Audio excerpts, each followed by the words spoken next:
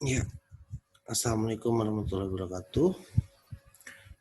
Kita berjumpa lagi, lanjutan pertemuan kelima, pidana tambahan ya. Jadi kita akan melihat pidana tambahan. Nah, pidana tambahan ini sebenarnya pidana yang di luar pidana pokok ya.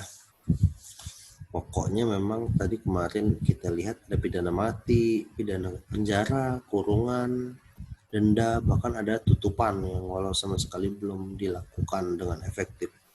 Tapi kita sekarang masuk kepada pidana tambahan. Nah, ini ada pencabutan hak-hak tertentu. Apa sih pencabutan hak-hak tertentu? Nah, dalam pasal 35 KUHP, hak-hak yang dapat dicabut itu ya adalah hak-hak seperti hak untuk angkatan bersenjata, hak ilmu aktif dan pasif sebagai anggota DPR, hak untuk menjadi penasehat atau wali dari orang tua atau dari lembaga, kemudian hak kuasa bapak, hak untuk melakukan pekerjaan tertentu, ya pekerjaannya bisa dicabut, ya hak untuk mengurus anak bisa dicabut bila dia benar-benar tidak layak melakukan kejahatan terhadap anaknya, hak untuk menjadi anggota dewan. Nah, tambahan ini juga sama ya. Sebenarnya lebih kepada treatment atau tindakan. Nah, cuman jarang juga tambahan ini diberikan. Lagi-lagi ini adalah ketentuan dari hakim itu sendiri memberikan hukuman tambahan. Nah, kemudian pencabutan beberapa hak itu juga diberikan kepada orang yang menyuruh mengeluarkan surat palsu kepada pembesar negara atau pejabat. Ya, kalau dia mengeluarkan surat palsu seperti kasus kemarin itu ya, Jaksa Pinangki bekerja sama ya dengan beberapa penegak hukum untuk memberikan surat palsu agar dapat keluar koruptor besar yang telah dicari-cari. Nah, ini sebenarnya ya harusnya diberikan hukuman tambahan juga.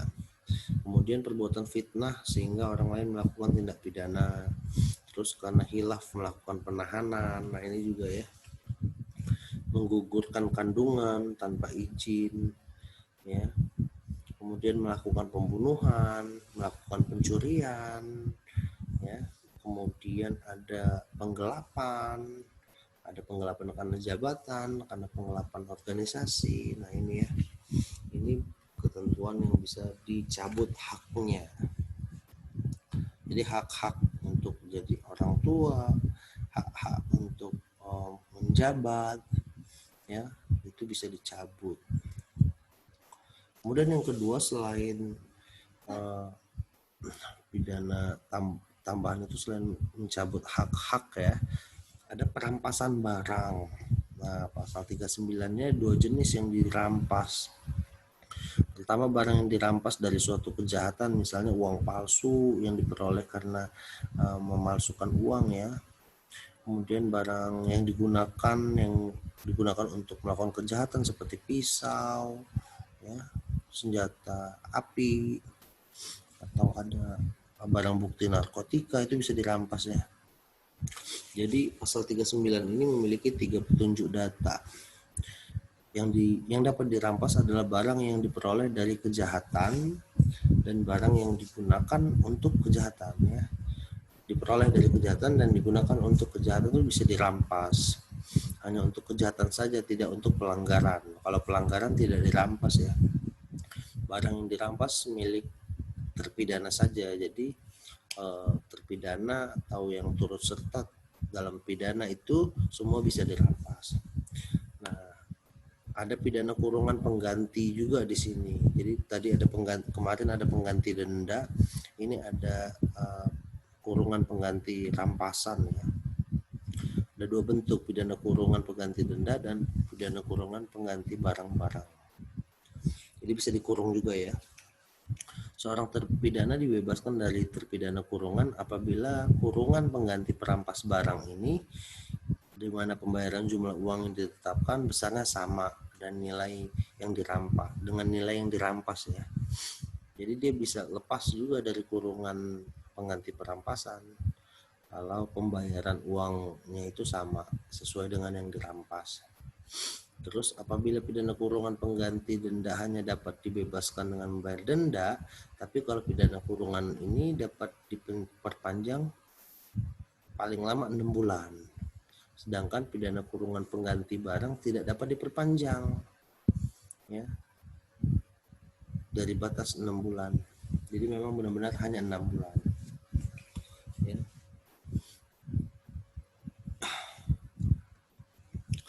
Nah, kemudian ada juga pengumuman putusan hakim. Nah, ini ya, pengumuman putusan hakim ini salah satu hukuman tambahan ya. Selain pencabutan hak, perampasan barang, ada putusan hakim. Nah, jadi memang hakim juga selain pidana pokok bisa diberikan tambahan melalui putusan hakim. Nah, putusan apa sih? Sepertinya pidana pokok itu sudah putusan hakim juga ya. Tapi ini putusan yang dikategorikan sebagai pengumuman. Jadi memang disiarkan sejelas-jelasnya dan ditentukan oleh hakim. Nah, ada disiarkan melalui televisi, melalui radio, atau surat kabar, media lainnya. Jadi semua itu atas biaya orang yang dihukum yang dapat dipandang sebagai suatu pengecualian karena pada umumnya penyelenggaraan hukuman itu harus dipikul oleh negara. Tapi ini dibiayai oleh orang yang dihukum.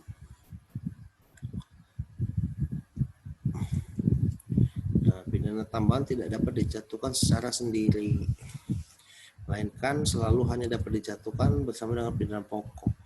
Ya, jadi dia dihukum penjara, ya, baru dia ikut tambahannya. Jadi tidak mungkin pidana pokok itu, pidana tambahan itu dihukum dicabut haknya tanpa ada pidana pokok, tanpa ada penjara atau denda, harus ada. Artinya pidana tambahan akan tergantung pidana pokok. Menjatuhkan pidana tambahan saja itu tidak bisa. Jadi pidana tambahan itu sendiri sifatnya sebenarnya ada fakultatif. Hakim tidaklah selalu harus menjatuhkan suatu tambahan pada waktu ia menjatuhkan pokok. Ya, hal itu sepenuhnya diserahkan pada pertimbangan hakim sehingga ia bebas menentukan besar tambahannya seperti apa. Ya, tapi dalam praktiknya memang malah jarang ya, jarang sekali tambahan itu diberikan ketika sudah pokok. Seharusnya ya seperti koruptor itu juga dicabut juga ya, diberikan tambahan agar lebih lengkap. Selain di penjara dia juga dicabut hak-haknya.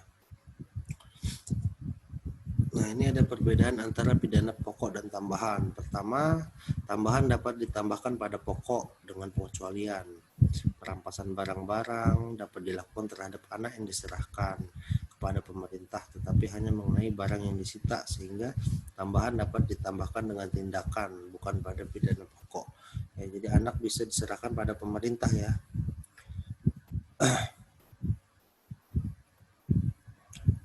Kemudian pidana tambahan bersifat fakultatif, artinya hakim yakin mengenai pidana dan kesalahan terdakwa. Hakim tidak harus menjatuhkan tambahan kecuali untuk pasal-pasal yang disebutkan. Nah, terus ada pidana tambahan bersifat imperatif. Hakim harus menjatuhkan pidana pokok jika tindak pidana dan kesalahan terdakwa terbukti.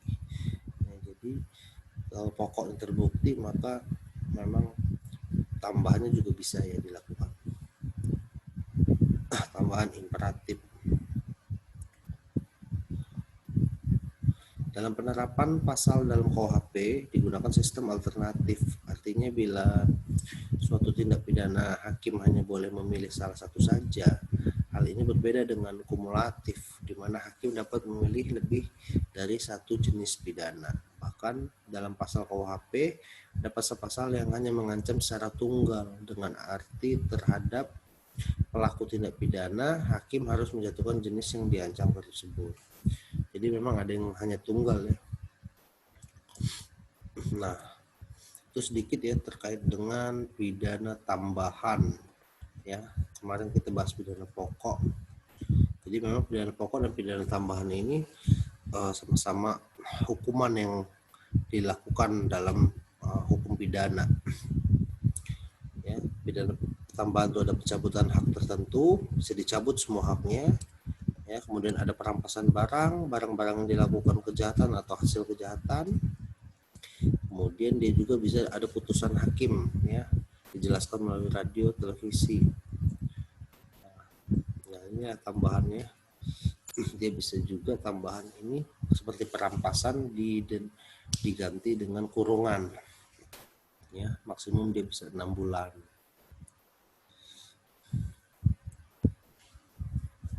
Jadi memang kebanyakan juga secara fakultatif hakim itu yakin tindak pidana dan kesalahan terdakwa tidak harus dijatuhkan pidana tambahan. Kebanyakan seperti itu. Nah, sedikit diulas, selain pidana tambahan, kita kemarin sudah masuk pidana pokok juga ya, ada pidana tutupan, pidana denda, kurungan, penjara, dan pidana mati ya, pidana mati. Benar-benar pidana mati ini merampas hak asasi manusianya, nyawanya, ya. Ini ketentuan pokoknya. Cara melaksanakan bagaimana dia dihukum mati di Indonesia.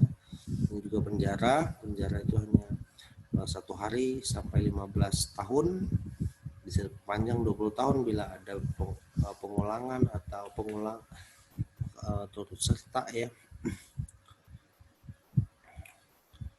Nah, kemudian penjara ada juga kurungan ya, berbeda dengan penjara. Kurungan itu minimal 1 hari, maksimum 1 tahun ya. Kurungan ini memang tidak dikatakan sebagai kejahatan yang berat karena kebanyakan juga dilakukan oleh pelanggar hukum. Terus ada pidana denda ya. Nah, denda dalam KUHP, denda ini memang harus dihukum sendiri, tidak bisa dihukum sama pidana.